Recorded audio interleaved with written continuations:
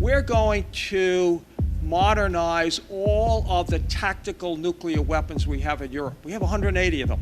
You know where 59 of them?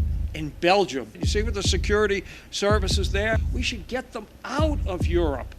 My name is Lawrence Korb. I'm a senior fellow at the Center for American Progress. I've been at virtually all of the think tanks in Washington.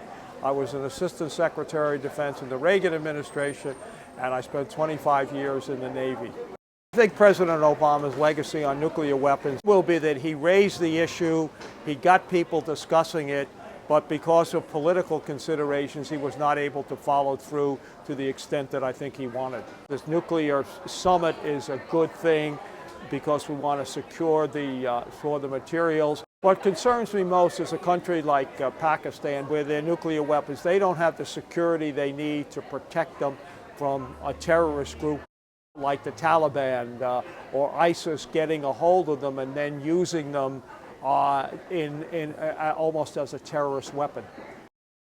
We also need to lead by example. There's no reason why, even though New START allows you to have 1,550 operational weapons, you can't immediately go down to 1,000. This would enhance your moral authority to get the Russians and the Chinese, and the Indians and Pakistanis and the Iranians to go away from their nuclear plans. If we ratify the Comprehensive Test Ban Treaty, it will go into effect, because right now it's not in effect because we, among other countries, have not ratified it. If we ratified it, then this will really give more moral weight to stopping the North Koreans, for example, from testing, or the Pakistanis from doing it.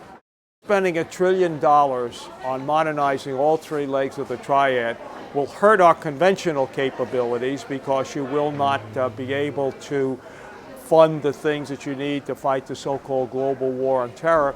And it could spark a new nuclear arms race, because other countries are watching. The North Koreans have said things, the Chinese have said things, and of course the Russians are noticing, and they're starting their own modernization program. As I look at all of the candidates, Senator Sanders says he wants to cut $100 billion from the nuclear program. I think that's a step in the right direction.